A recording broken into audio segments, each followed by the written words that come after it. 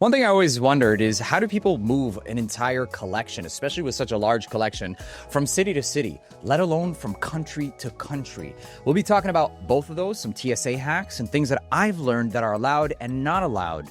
Let's go.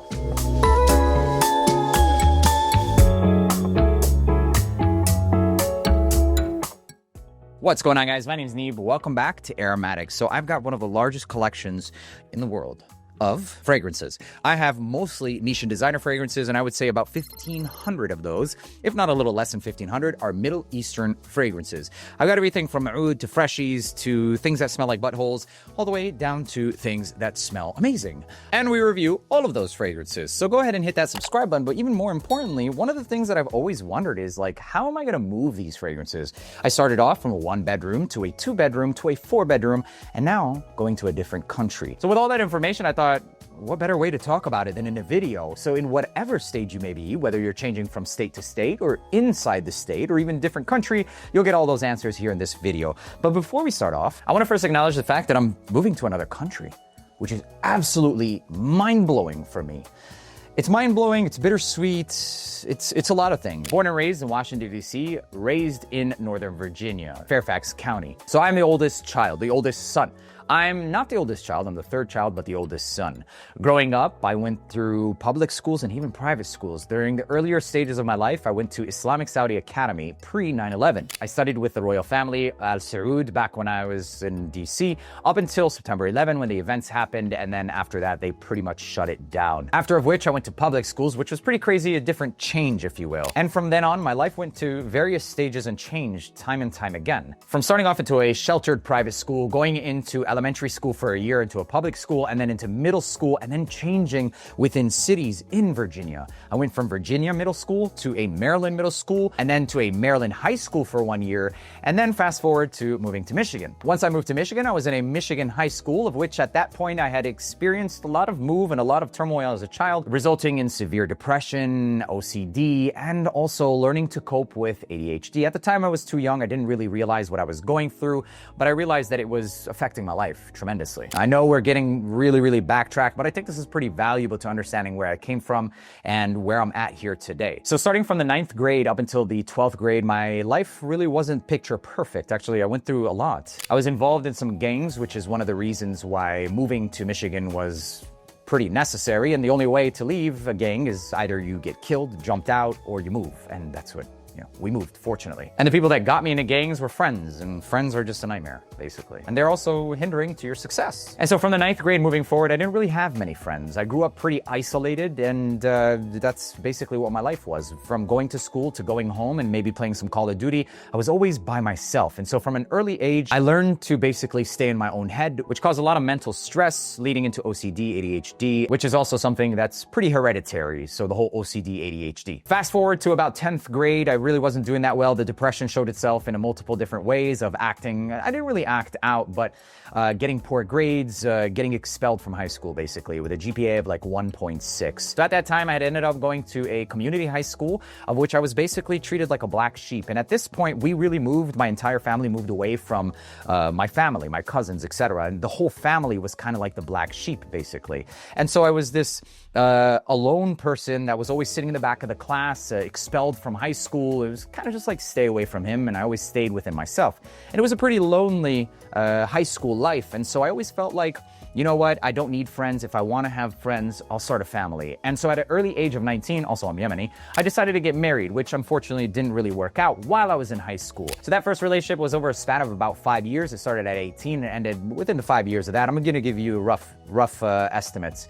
All of which during those years, I was slaving at gas stations. I worked literally 6 to 7 days a week, 12 hours a day. My diet consisted of Red Bull and cigarettes, and I used to smoke basically. And the entire time I always felt like life has something bigger for me. Life has something better for me. What am I doing? Like, this isn't, it's my world. I always had like a pessimistic outlook. I really stayed in my head. It was always negative until a lot of loss, basically. So fast forward after 5 years of a gas station life, barely living, I mean, not knowing what I'm going to do, no school, no ambitions, nothing for the future. And over time, even developing more OCD and anxiety. Eventually, my life started to crack. And the final crack was when that first relationship went sour. So we ended the marriage, and I ended up meeting someone, not a woman, a company per se is called Kaba, and I ended up working as a computer software security.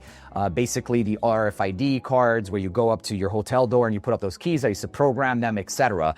And this life consisted of traveling in nice cars, but also traveling basically all week, every week, and working from hotel to hotel and staying outside of the home. And it was an escape from my reality, basically. And I did this for about a year and a half. I lived in Orlando. I met someone else, and that didn't work out either. So fast forward to probably around, I would say at this point, 24.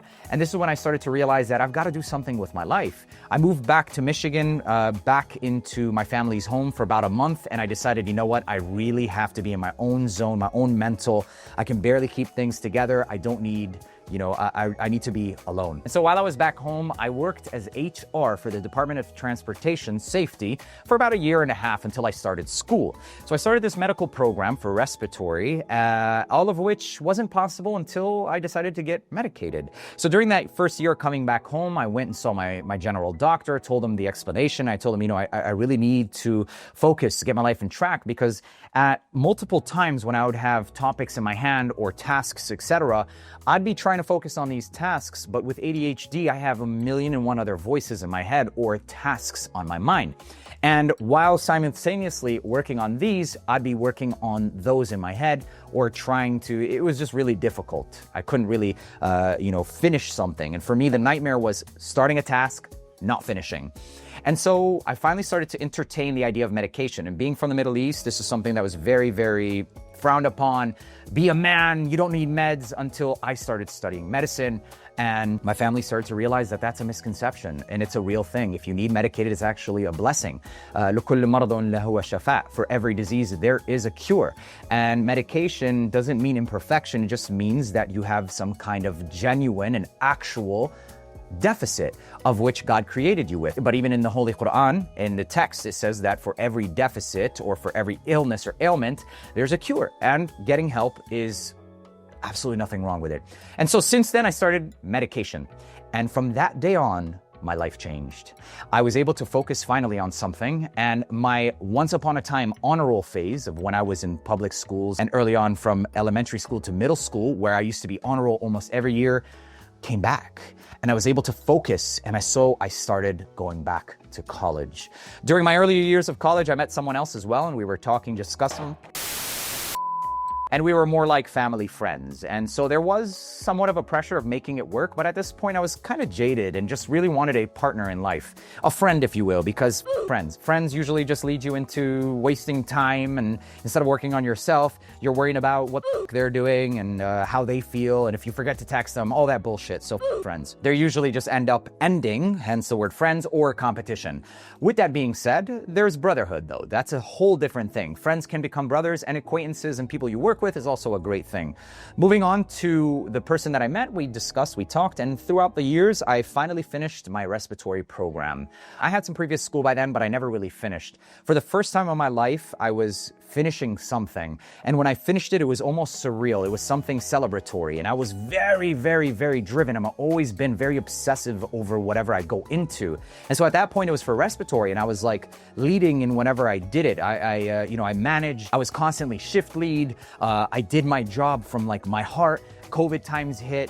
I was working, not really thinking of myself. I've always had that nature of wanting to help people, especially after what I've went through my entire life and what I've learned and, post-medication, relationship, dealing with the mental strain and basically feeling like I've mastered this. I've solved these problems.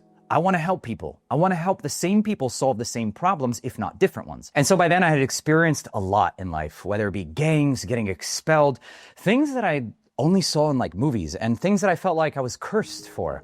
How am I and why am I someone who's from a well-known family in Yemen, someone who doesn't really try to get in trouble, but just ends up always in the wrong way? And then finally getting through all those tests and trials, basically what it was from God, I learned a lot. I experienced a lot. I mean, I remember, I was hit by a car at the age of 16. I should have been dead. I remember on Lee Highway, somewhere in Virginia, I was knocked over by a vehicle. I flew in the air. I was unconscious the entire time, landed in another car, road rash. I was dragged in the roads and everything. They were surprised I woke up. from going into, the whole gang situations to finally learning to love yourself, embracing it, and learning to love people and helping people. And rather than having expectations from others, to do as you expect for yourself. And so I would go to work every day, loving what I do in the medical profession, but hating what it's built on. The medicine profession is not what it is. It's not what the idea of it is, and nor is the compensation. I would go to work full time, and the only thing that would get me by was actually helping the patients. And even then, sometimes it's stripped away because the first focus is customer service. Although customer service is important, not in the way they define it. You walk in with a cart and you're basically glued to a screen. Are you helping the patient really? Not quite. So in the entire time that you're in the room, you're basically giving customer service, your face glued into a screen. Even during COVID times, charting was a big thing. And I understand that you have to chart, etc. We're not going to get too much into details, but I loved helping people. And the best part of my days, or the thing that made me really forget the fact that I was barely making $3,500 to $4,000 a month as someone who's putting their life on the line on a constant daily basis. The only thing that was making me forget was the faces and the smiles that I would see. And even while wearing fragrance. Honestly, I was known as the cologne guy. I wouldn't put too much on, and not a single time was I commented negatively, except for the Karens that were in the office, and we all know who they are. I'm allergic to perfume. In what world? Stay away from me. Oh, that's really inconsiderate, Neeb. Okay, I get it, but what do you want me to smell like? Like wet, nickels? I've put on sometimes like 2 sprays, and if they smell anything at all, they would bitch. And it's not even the patients. I have never had a patient complain. In fact, some of you grannies be getting sassy out there. They try to grab your buns and all that. Versace Dylan Blue was one that I used to wear a lot, and a bunch of other fragrances. Let's just say that out of the 100 of comments that I got, it was only 1 complaint. And it was always from the same person over and over.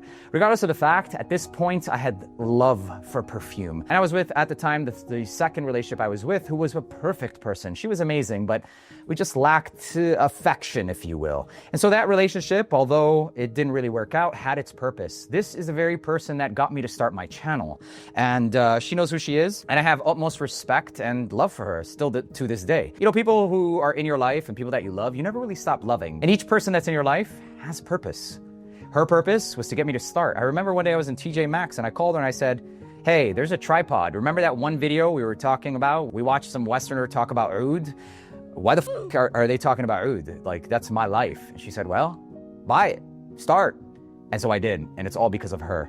I remember the first video I made, she was cooking while I was reviewing the Stronger With You, Armani, on the couch, or on the floor, sorry. The couch was behind me. I still had my dogs, Pretzel, who she has now and is in very good hands. Anyways, fast forward to finding out and discovering Middle Eastern perfumes when it wasn't cool. I reviewed the shit out of those fragrances and got so many racial slurs and comments that I didn't really care about. And at the time I'd questioned, is what I'm doing right? People don't like what they're watching right now. Anytime I talk about Middle Eastern fragrances, I just get shat on.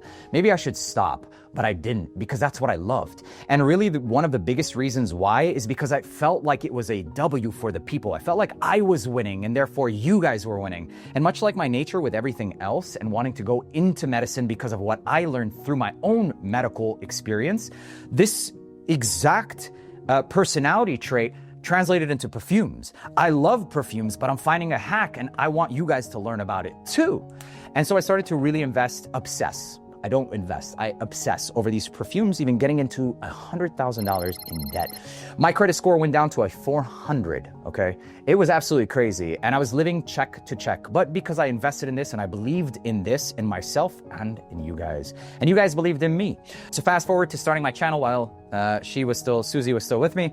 And I was basically reviewing in a 1-bedroom on my bed. Fragrances everywhere, literally everywhere, okay? So eventually I started reviewing and I was really going into like the Dua brand and these dupe companies to find this cheat code. Man, I got so much shit. You cheapie, you broke ass, you this, you that. And I didn't care because I was still buying the expensive stuff. So like 4 years ago, I started on YouTube, probably 4.5, if not 5 years ago now. I was talking about Qissa Parfums, Ibrahim Al-Qurashi. I was the first one to even touch those, if not for some of the other brothers that are in the East that not many people in the West knew of, okay? So shout outs to them as well. But I was reviewing them, some people were getting them, and then the retail stores started to contact me. Hey, Neeb, do you know where we can get this? You have nice videos, etc. And although it was cringe, I never really thought about it. I just did it. And I didn't do it with any expectation. I just did it because I loved it. And I always wondered why certain, things weren't being mentioned. Why aren't people talking about Middle Eastern? Why aren't blah, blah, blah? And that's when the evil of this industry started to show itself. And like monetization personalization, etc. But even then, I didn't really pay it no mind. I was talking about Latafas, Aromatics, everything I can get my hands on, and the crazy debt that came too. Fast forward a couple years later, COVID times, I started to travel a lot. I would go to different cities. They would pay, this is the only condition they would pay really well. And it was like maybe 6K or, 6K a month or up to 12K a month. Or even some places you would go is like 3K a week. And at that point, it was like, okay, but at what cost? You have to leave your home, you have to work 6 days a week. And so I did some of that to save some money to pay off the debt for some of these fragrances. And so I was just basically going, reviewing, and coming back home. So this really helped me during my debt, and I didn't really care too much. I knew that people about, me getting COVID. If I got COVID, I'm pretty young, I'm pretty healthy, and I mean, in Islam, it's like you save one life, it's you save entire of humanity. I want to be that change in somebody's life. I want to be known as that. And if, God forbid, something were to happen to me, what better way would there be to go, right? Like, you passed, God forbid, helping someone.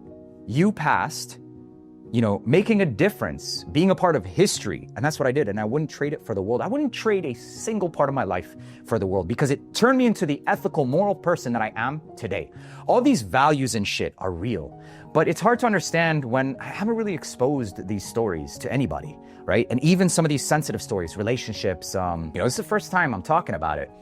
And it's because, you place yourself in a vulnerable position, it allows people to attack or come in. But honestly, I don't give a fuck because I'm me, whatever. I don't give a fuck. I don't have friends. I don't need friends. I don't want friends. Honestly, every single friend in my life has only ever me or tried to. So now, there are some people in your life that most people would call friends, but these people are more like brothers. They benefit you, they help you when you're in need, and they have little to no expectations. Those are family, those are brothers. I have a few of those. Those I have. Usama, shout outs to you. I have a few, okay? Lingesh, a lot of people that I work with also.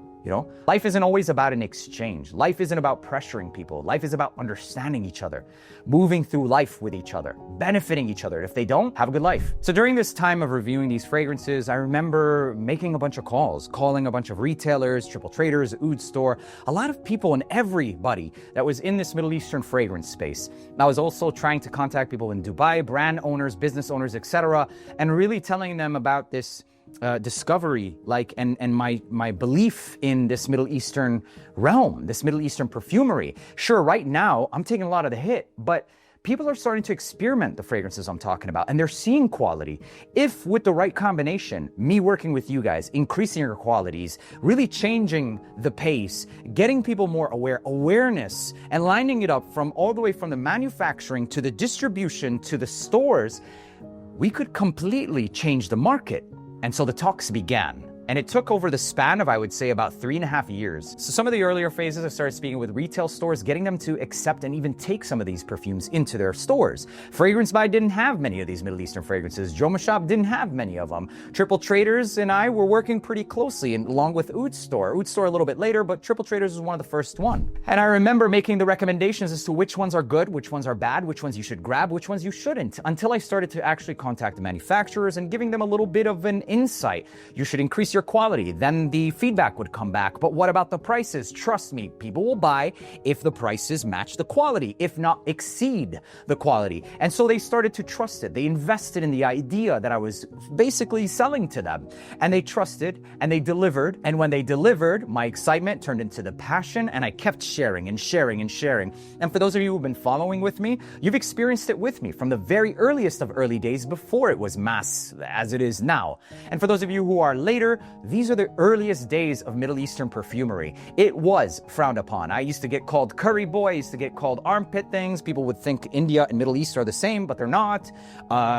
It's just a bunch of crazy shit. You're a cheap ass, you're a thief, you're a stealer, all this bullshit that nobody had an idea what they were talking about. And so I was committed to educating everybody and making them understand by living it myself and sharing, going to factories, exposing the reality from the days of when some of these brands didn't even know they were getting dupes. They were just getting fragrance that were by the factory given to them as a dupe, and they would market it and people would just have no idea what's out there. And that's where I came in, discovering, saying this smells like this. I had no reference. There was none of these on Fragrantica. I mean, it took me time just to be able to contact Fragrantica, to even get them to entertain the idea. Now go look at new releases on every website. It's the first thing there. I even was going to start a new release page or a website just for these style of fragrances until they finally started to actually share them. During my earlier days of YouTube and even TikTok, I was hit by Pouge, which is JPG. I was hit by LVMH, by Chanel.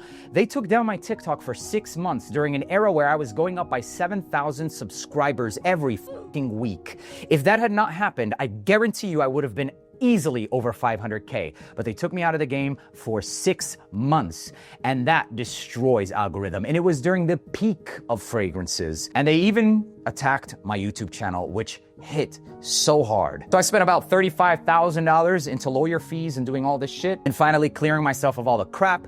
And magically, who do you know got their TikTok page back after getting banned? Through my connections, fortunately, I was able to get it back. But by then, the damage was done. And now, unfortunately, while I watched many people during the same era fly and skyrocket up, I had to live the harsh reality of realizing that because of the ban, a lot, if not half of those followers were automatically scrubbed off. After all the work, pioneering, etc., I was one of the main targets because of the fact. I usually don't talk about it because I don't like to come off seeming bragging. I like to be more humble. You know, that's my approach. Whatever, who are you? But at this point in time, I realized as an influencer, I should speak up, and I will speak up, and I'll continue to speak up. And this isn't me bragging. This is just speaking the reality and the truth. So let the comments section speak for themselves. So by this time, I had brought it onto short platforms and people were discovering fragrances they never even knew existed, let alone how to pronounce. And even brand owners were discovering that fact that some of their fragrances they're selling are actually dupes. I would ask them, they would say no, and then they would go back to their factories and realize that, shit, he was right. Alhamdulillah, all praise be to the Almighty. I was gifted with a few things. OCD. My illnesses turned out to be my gift. My ADHD, my nose, alhamdulillah, I have a very good nose. And the OCD in me is what allowed me to be this good. I'm a perfectionist. And when I obsess or laser focus, and my doctor knows this, you hyper-focus, Neeb, is what he says. That's it. I'm not done until I master it. And that's what used to happen. I used to buy fragrance on fragrance on fragrance just to compare and sit there and be like, to the point where I'd literally pass out, you guys. Laugh or not, I'd legitimately like pass out, like Neeb's in the like bathroom, put a meme or some shit. I'm just like laying in the bathroom, like fragrances everywhere. Most people's like, got like, you know, coke and shit. Seems like I'm on coke, right? But I'm not. Wallah, I'm not. Fast forward a little bit more into the 2-bedroom place, which by the way was a bitch to move those stuff. We decided to go our separate ways, and shortly after that, I decided to move into this 4-bedroom house, and that's where my last relationship started. So I'll get to the moving process between city to city and apartment to apartment and then house to house once we finish up with this wrap up. This wrap up is actually extremely important because this is such a pivot. This is life-changing. It's crazy. Born and raised in DC. Never in a million years would I have thought I would align better or feel like I'll live better in the East. But we'll see. You can keep track with my progress and process. All life-related stuff is on neeb.life, and a lot of it is shorts, YouTube shorts as well, and also Instagram and TikTok. However, I will be doing more vlog-style videos, long form, on that page. I think it's Neeb_show on YouTube for now. I'm gonna try and get it to Neeb.life. So this person I met, you know, is a little bit younger than me, and, you know, was introduced into my passion hobby a little bit later. And during this entire time, a lot of pastime for me was mixing perfumes, making perfumes, oud, bakhur. I've been doing bakhur since I was a child, and oud, pubi oud, whatever oud, everything. And so this person met me, met my passions, my hobbies, was impressed, but not really that impressed, not really that involved, I would say. Needless to say, I started packing all of my stuff because I needed even more room. I had graduated from a 1,000 collection to like a 2,500 collection to a 3,000 collection into almost like 3,500. And I decided, okay, I need more space. And so I moved to this place, which basically accommodated a lot more of the collection. As you guys can see, I had the camera a lot more zoomed in, even though I like this range, but because of the way that the ceilings are, this is as many as I could put in. If I I backed it up. You guys can see the top shelf, and I'm all about aesthetics, very OCD. It had to be a certain way. So I'd bring you guys in close so that way it would fill the frame, etc. So it was getting a little bit of a headache, but that's not why I moved. And so I would do 2 studios, one downstairs and one upstairs. The bottom stairs one, it was just a bitch going from downstairs to upstairs, carrying like 50 plus fragrances in between each video. It got too much. I moved everything up here and I was like, I'm just gonna do it in one studio. I compromised a little bit. During the time I had already my collab, my first couple fragrances, which I'm so grateful, eternally grateful, you guys. The fact that they're doing so good. But I'm a firm believer, if you truly give from your heart and you give passion and you give life without the expectations, sure, you will make you'll make money by default. And that was the goal. Like, let me do something during an era where nobody was doing it. Sure, there are collabs and people who make money, $180 fragrances, 100, 200 fragrances. Yeah, man, like, let me give back. Let me do something different with these people that are perfumed. And to this day, by the way, there are perfumers behind these fragrances from IFF, Sheen. There's also, I'm working on one with a master perfumer who I don't want to reveal too much, but a lot of the perfumes, sometimes you can't say you put a perfumer behind unless you pay a certain royalty. And that would increase the price just so you guys can know, oh, we put this person's name. What is that? I've always been 100% honest. And during the earlier eras, let me give you guys something about the honesty thing, right? Even before I knew these guys, they were all making the same clones. And that's what started the clone war. I've never in a million years, nor will I ever consider selling the opinions of clone war. If anybody pays for something, they pay for time. They never pay for opinion. To be able to pay for time is much different than opinion. If it's shit, period. And that's how it's going to be translated. It's always been real. Top that up with now my experience of making my own perfumes and going to the factories and being told the factory secrets by themselves. Okay, seeing it with my own eyes. I'm not just here making assumptions, sitting behind a thing, making you guys a video and talking like a lot of, I won't say a lot of influencers, but like some influencers might be doing. And quite literally in every step of the way, from the manufacturing to the distribution, to the sourcing in the United States, to the earliest days of bringing them to the United States. I love this. I see the Middle Eastern realm and perfumery as like my children. It's like something that I feel like I had a process in the birthing of. So the standards and the expectations, I will never in a million years tell you something is good that is not, because that will then taint someone's experience in my realm. That's how I treat it. And it kills me when I see people doing the opposite, because what they end up doing is, by selling themselves out, is they ruin something that I've built for so many years, trying to tell you guys, this one's good, this one's ass, this one's great, this one's not. And then they come and they sell an opinion or sell their opinion and come back and tell you, this is amazing, you need to buy it. And I know it's not. And so you, as a first-time buyer, goes and buys it, and then your opinion is just destroyed. And how does that make me look? The one who's all about Middle Eastern fragrances, and you go, he's the Middle Eastern fragrance king? This guy's the biggest of them all then. That's why. And that's why I don't with anyone. I don't. Okay, there's a couple of influencers, there are a couple of reviewers, okay, that I like, but that's it. My energy's high, bro. It always is. So when you guys see me, this is just the real me. But these are also the facts, man. These are also the truths. Okay? So by now I'm in this place. I've got my collabs. I'm still working on the future ones. There's so many projects, and forget the fragrances. There are other things I'm working on too. Perfumers, master perfumers, new product lines, a niche line, new designs, redesigning the aromatics, giving you bigger bottles, more value, the best of the best quality. And even the A-tier quality for Middle Eastern has now increased. And then we've been talking about captives for a while now. And if you don't know what captives are, it's like the highest of quality signature scent note that you can do in like a fragrance that nobody can mimic. Now Aromatics has those. And so for the longest time, I've been saying, okay, sell a fragrance for expensive, but make something unique, include captives.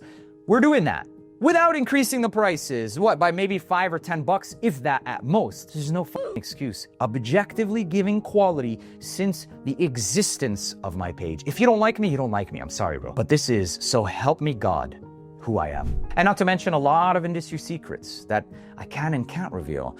Even in these Reddit groups, you guys, most of those Reddit groups are brand owners. And a lot of those brand owners that I don't talk about because their products are crap, or sorry, I say that because they're bad human beings, honestly. And if you guys only knew, but it's really risky, how they talk about their you guys, you would say the same. But I, keep it very, very professional, if you will. It's Aromatics. I have plans of being, corporate or commercial, I should say.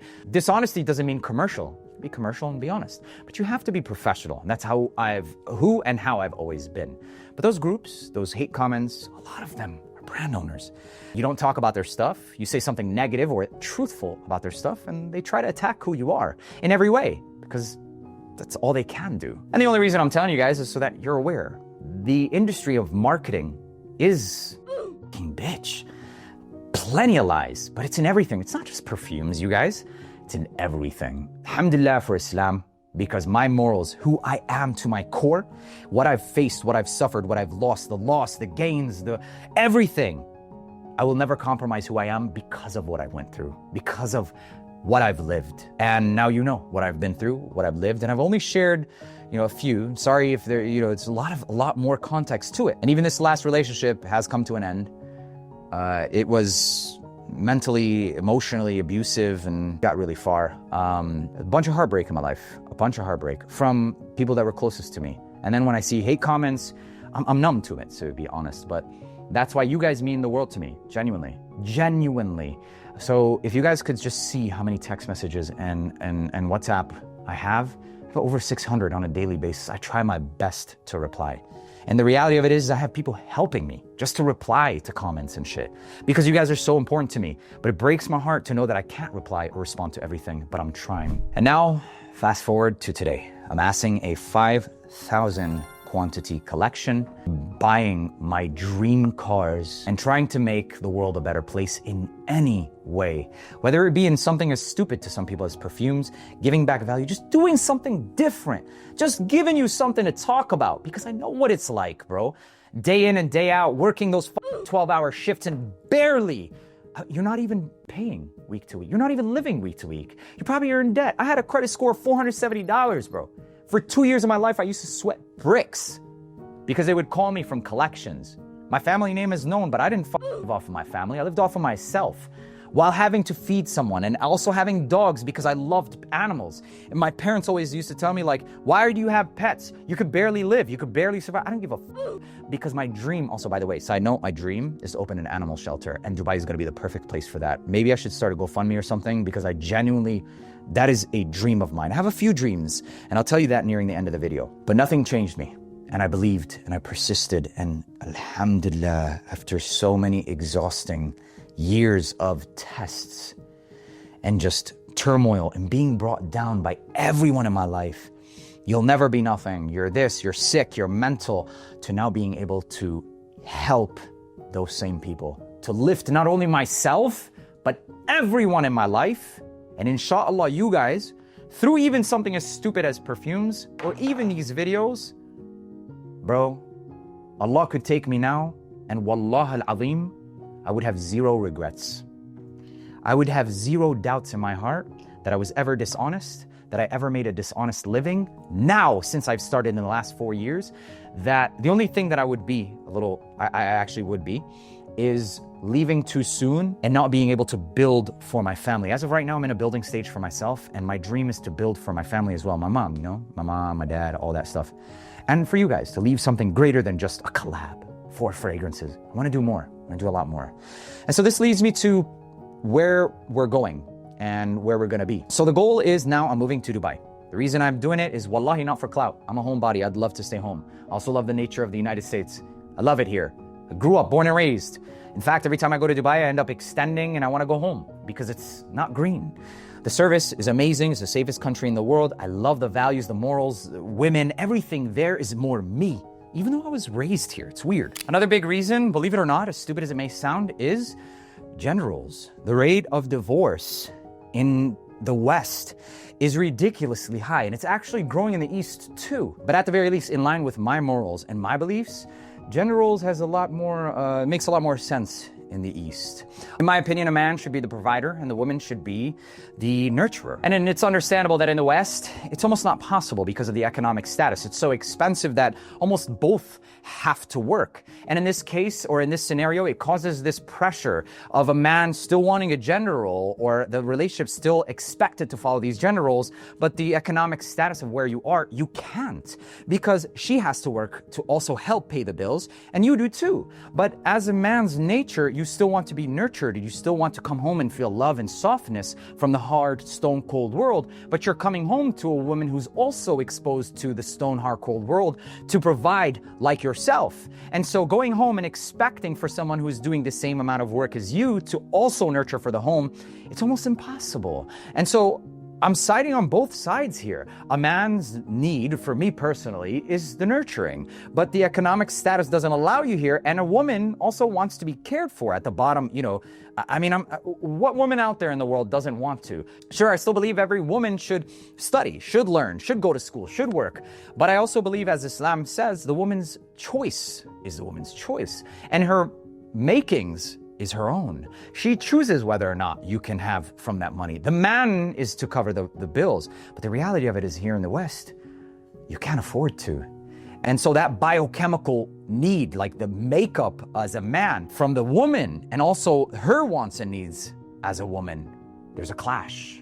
Because, not just socially, because of the economical status of where we are.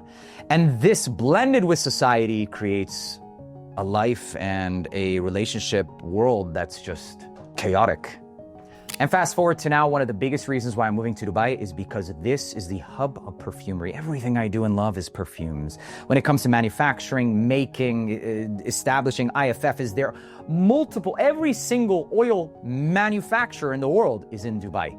Okay? And even a lot of the French perfumes that are stamped French, made in France, a lot of them are made in Dubai, sent to France, packaged, wrapped, and then stamped, made in Italy. And that's a deception that a lot of them do, by the way. Some of them are still created there, but just know that that's actually the case as well. I also plan on getting into luxury products for another brand called Demmi Parfums, and also Wazir, where I'm going to be doing clothing lines, bakhur, oud, goods, everything, and also opening storefronts, inshallah, maybe in Dearborn Heights, Dubai, and also in the Nova area, Northern Virginia and DC. With all your support, inshallah.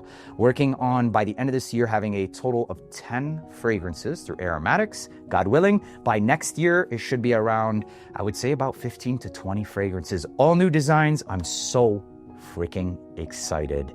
And now to the topic of the video. Wow, that was a long intro, but now you know who I am. Now you really know who I am. The part that I haven't told some of even the closest. And if you're hearing it like this, I'm sorry, but it is what it is. Now, where are my fragrances? How did I move it from each stage? And what my tips and recommendations are.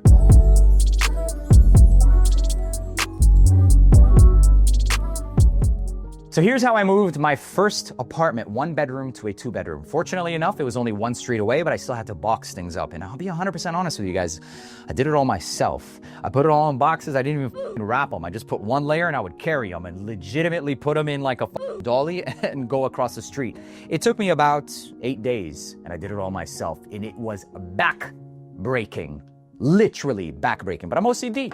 Once I started, I wasn't gonna stop. And nowadays, and seriously, you guys, like my back is absolutely destroyed now. It's because of those days. I'm actually on like methylprednisone. I think it's a pinched nerve or something, but second day. Anyways, moving on. From the 2nd bedroom to this house. Oh my God. I did the same thing, except I use a truck now. And I had to load it to the truck, drive the truck, bring it here, all on my own. And I moved it in 5 days. Absolute insanity. Setting up, making the cabinets. It took me probably 3 weeks, 2 weeks, 2.5 weeks. That's how crazy I am with this kind of shit. I'm obsessive, man. Once I start, I have to stop. Building these downstairs, upstairs, buying soundproofing. Like I had to buy these shelves, not shelves. It was like drapes. And I just covered my entire basement. It was like a circle around me. And I put soundproofing blankets over them. Even like people would complain in the comments about echo. And so I was like, I think the ceiling needs it. I would take these blankets and I would like staple gun them to the ceiling. It was crazy. but I got through it. And so that's basically how I moved it. Final step is now moving these fragrances to Dubai. I hired a company in Michigan. Well, I actually got an agency in Dubai. You can find a lot of agencies, ChatGPT it, that's in Dubai, that can help you with your move. For me in Michigan, I've worked with Corrigan, and they basically set it up for a couple of days where their team comes in. They come in with about 3 to 5 people. First, they do a survey. You walk around the place, you show them what you have, and they estimate how much space you really need. And so for my fragrances, being the amount that they recommended a 20-foot crate. And that in itself was, I think, about $4,000 to $6,000, and then also insurance. I also got a couple different crates for the cars, etc. Being able to buy my dream cars is surreal. Surreal. I'm so blessed, and I love life, man, and its ups and its downs. My credit score is no longer 472 either, by the way, guys. It's actually, alhamdulillah. And I try my best not to live with debt. It's a dream. Wouldn't you love to be able to live a life that you would love, doing something you love, that's halal, that's kosher, that's honest? Fudge, man. I pray that all of you get to experience that in your life, inshallah. This agency hired Corrigan in Michigan. They came and did it after the survey in about 2 days. They had 5 guys. Everybody was wrapping individually. They were putting them in boxes, taking inventories, all that good stuff. And the 3rd day they came in, they loaded the trucks. It was done. And now I'm left with a few things. I just took clothes. I didn't take any furniture. I mean, taking furniture all the way to Dubai, it's not going to get there for a month and a half. I need something to sit on, sleep on. Within the month and a half, I'm just going to get some new furniture. I've been blessing a lot of the people in the area. I've been putting them out, putting free. There were some Indian kids that came from India, actually from New York. They're studying in college. They were walking past. I told them, hey, if you guys see anything you want, grab it. And they were so happy. I hooked them up with like microwaves and whatever. I also hooked them up with fragrances. I love to give. I love to make people happy. And that's really what makes my life, is being able to gain and do all this, but also give, bro. The most selfish thing I did in my life is those cars. But I said, I gotta do something for me. I gotta do something for me. The only outlet I had in my life versus just eating, like literally the only thing I had to look forward to was food, okay? And gym. It's not even look forward to, it's just discipline. And I would go out in the car, the first one I bought, this one, and I would just forget everything. It was the only time that I would just like reward. When I went to school, I didn't reward myself for graduating. I said, I still need to go to college. I didn't reward myself for graduating college. I didn't reward myself for finishing my medical program. I didn't reward myself for even getting the degree, because at every checkpoint, it was like, what am I celebrating? I still need to pass the boards. What am I celebrating? I still need to get a job. What am I celebrating? I still need to get my first check. What am I celebrating? I haven't even gotten my savings above $300 until now. And that's when I learned that. I look back and it's like, holy shit, I'm about to be 34. I was 18 yesterday. I know all you old head motherfuckers are looking right now like, God damn it, that's the truth, ain't it? I remember thinking like, I'm sorry, you guys, it's a very emotional video for me. Changing my entire life, changing my whole life.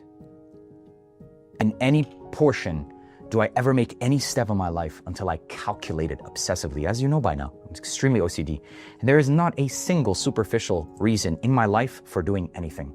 Not a woman, not a car, not clout. F that.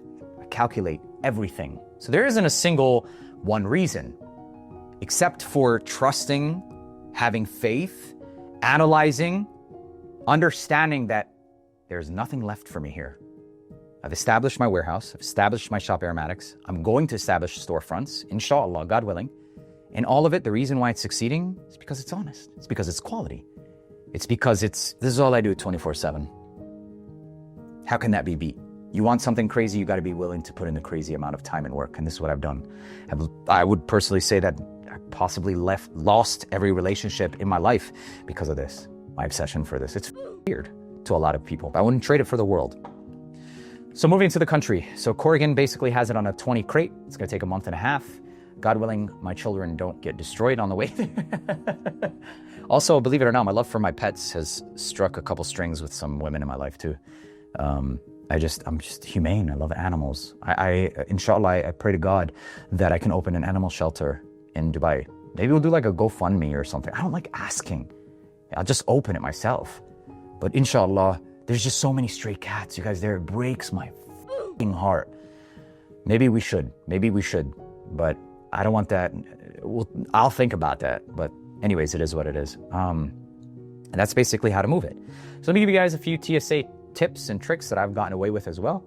So with TSA, what's actually allowed is traveling with only one 100 ml. And you're also allowed 2 carry-ons, right? Like a small bag, personal belongings, and a carry-on. And so what I've gotten away with, this isn't the actual rules. So the actual rules is 100 ml. That's it, done, okay, for perfume. But what I've gotten away with is like up to 3, honestly, and some decants. But the way that I got away with it is that my personal bag, I'll have 100 ml, and in my carry-on, I'll have another 100 ml, or even sometimes 2. But it is important to preface that like I'm TSA approved. I went through all the pre-approval processes. So when they look at me, I came through clear, I came through TSA, they give me less shit. So do it at your own risk. I would personally recommend just going with 1. Now, where you can take the absolute most amount that you want to, and I actually have traveled to and from Dubai with a checked-in bag full of perfumes. You can put as many as you want. You have to package them nicely so they don't break. I've had some leak, seal, break, whatever. But the challenge there is going to be the weight. If you're flying economy or business economy or whatever it may be, you're limited to, I think, 50 pounds. And these, they add up, bro. They get pretty damn heavy pretty quickly. It's only like 20 fragrances, bro, with clothes. But if you're traveling business, etc., you're gonna end up getting up to 70 pounds. And believe it or not, you guys, sometimes think about it like this. If you're gonna ship 1 fragrance from a website, what's the shipping? It's like $7, right? Do the math like that. This is how analytical I am. So if I were to take, let's say 15 fragrances, shipping of those, let's say it's an average of $150. Is it worth it to pay the additional for additional weight? Depends. How much is the additional weight? If the additional weight is $75, $100, it's worth it. You're still saving $50. If it's $200, nah, don't worry about it. It's not gonna be worth it. But that's how analytical I am with that stuff. And that is how I ship them. So they're now on Corrigan. The total price of shipping these fragrances is probably around, I would say maybe 5K with insurance, around 7 to 10K, somewhere around there. I'm not exactly sure, you guys. I paid this a couple of months in advance. And like I said, if you calculate 5,000 times the amount of shipping, it's much cheaper the way that I did it, right? And even when importing, I have a website, shoparomatics.com. I don't do just design or cheapies. I have niche and designers. You have to go to like page 10, etc. I'm working on rebuilding the website and also including clothing. And that's another reason why I'm going to Dubai as well, by the way, is that the neighboring companies or the neighboring countries, China, India, who are known for producing cotton and stuff, they're neighbors. And I can go there. I have so many like clothing lines coming, you guys, and just stuff that it's gonna be quality. I don't care about branding myself. I'm not gonna. Like, I think the cheesiest thing is like putting shirts with like Aromatics. No. That's not what I'm talking about. I'm talking about actual clothing, nice shit that's affordable too. We did it with perfumes. We could do it with clothes too. Why the hell not? With jewelry too. Why the hell not? Real gold. Why not? Let's cut the markets. Let's do it. Seriously. You go and you get a brand, let's say, you know, leisure wear, right? That's like luxury leisure wear. You buy their shirts like $65 or like $85. Their pants, 115. Why? They're nice as fuck. But I have plans to make exactly that for much more affordable, like $70 for pants, maybe even less. Why not? You guys have seen me give you quality without any compromise. And when it comes to clothes, we're gonna do the exact same thing. And I'm obsessive as shit. I have a lookbook. I have fashion. So I'm gonna produce only things. Here, roll some of this shit that I wear. Only things that I would wear, we will make at much more affordable price. Who the fuck cares if the back of this logo here says like boss and shit? It's a Nike t-shirt. This is whatever. Yeah, I have to sometimes, you know, the reality of it is like if you wanna go out, you have to look a certain way and stuff. But like on like leisure wear and stuff, these will be hard enough and hot enough to be proud of, even at their prices. That's the goal, inshallah. So with that being said, that is pretty much it. Sorry, guys, there's a lot of thinking, there's no script. There's no script to these, ever. It's just real. And now they're on the boat. They should be there in a month and a half. I'm leaving in the next 5 days. My cars are gonna be leaving as well, just finishing up the cars. I also plan on, if you're out in Dubai or the GCC area and you want Hellcats, I love cars. That's the other thing that I've discovered throughout this journey is follow your passion, trust in your passion, invest in your passion, just as I did with perfumes. I'm gonna do the same thing with cars. I trusted in my passion and my love in myself. I had faith in myself for my passion and love for fragrance. Why can't I do the same for cars? I can, and I will. Mansories, Brabus, all these started somewhere. Why can't I? Doesn't have to be cheap. I'm not cutting corners to give you cheaper because of lower quality. No. I'm gonna compete with those. If it has to match in prices, match in prices. Even with the fashion, right? Like, I'm not saying I'm gonna give you cheap clothes. No fucking way. There's no way. It'll still be like 70, 80 bucks, but top tier quality. Shit that makes sense. And I wanna bring the D to the D, from Detroit to Dubai. This is basically what we're doing. Cars, fashion, oud, bakhur. These are the other aspects that I'm going in. And so with that being said, if you have interest in getting Hellcats, American muscle cars, etc., shoot us an email, because I will be, you know, they could be full builds, they could be modded, they could be wide body. Contact me and we can talk about it. Serious inquiries only, please. Message us and whatever you want. Chargers, Challengers, Hellcats, SRTs, wide body kits, rims, tires, all of that shit completed and done. This is the new business that I'm also going into, and it's actually happening now. Why? I'll rest when I'm dead. I do what I love and I follow what I love, and I will make a business out of everything I love, because the best businesses are ran by people who live it themselves, love it themselves, and are 100% involved. And that's what I'm gonna do. So for all of you who have those fake SRT badges, now you can have a real one. Love you guys from the bottom of my heart. None of this would have been possible without first God, then you guys, my family, faith, belief in myself, obsession, commitment, dedication, and a lot of loss. All for the better. All for the better. Those who are there with you in the beginning, the middle, the end, so it be short term or long term, all have a purpose. Even those who leave. They teach you something about yourself, if not about them, if not about the world, if not about values. And each person in my life has taught me valuable lessons. And it's just made me a stronger version of me. Fortunately, I have taken the path of enduring a lot of those pains and making something out of it, turning it into an obsession, into productivity, into belief, into honesty, into faith, and now I'm moving to Dubai. It's bittersweet. I'm gonna miss America. I'm gonna miss the nature, but at least my dogs are gonna have like a backyard, fenced. Yeah, I could have got one here, but it's just gonna be better overall. The service is crazy. Service is crazy. I mean, you guys, I was born and raised in the States. Of course, it's gonna be, you know, heartbreaking. But I'm super excited. I cannot wait to be the first to show you everything that's happening there, to like next level. Even the content will be more interesting, you know? There's a lot more going on there. Though I don't really, you know, that's not the premise of why I'm going, but it's next level now. It's the next chapter, inshallah. And I'm so happy to be able to share it with you guys. For those of you who have been with me for a long time, love you guys, man. Isn't it crazy? SubhanAllah, how life can be. And just as real as that, you guys, I'm a real person. Just as real as my life changed, yours can too. Find something, believe in something, and do it. Seriously, because I did. And for those of you who are new, my name's Neeb. And today you know who I am in my entirety.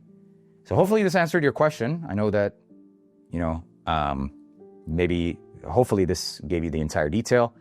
If not, drop your comments. We'll do my best to answer all these questions. Love you guys from the bottom of my heart. It's gonna suck leaving my family, but it's only a flight away, right? It's only a flight away. Summer times, I'll come back here. You know what sucks is Trackhawks here are like so, everybody knows it. Not much in Dubai, but we'll change that. When I come back to the States, I'll definitely want to have a Trackhawk for the States. Shout outs to you guys. Shout outs to God. I mean, this is surreal. Heartbreaking, exciting, scary. Did it all on my own. Not a single handout in my life. And not a single, and like I said, man, like, if this were my last video or moment, I would be proud. Like, God knows. I built all of this from nothing. First packages used to come to my house and my parents would be like, come on, son, what are you doing? You should be buying like a house. Why don't you do this? Why don't you do... And not a single moment in my life did I do something dishonest, disingenuine. And that's what makes it even just taste so good. Love you guys from the bottom of my heart. My name's Neeb, Aromatics. And after this video is the next chapter. I mean, you might see a couple of videos that I recorded from like last week when the shit was still there. I gotta drop a video every day. Love you guys from the bottom of my heart. I'll see you in the next one.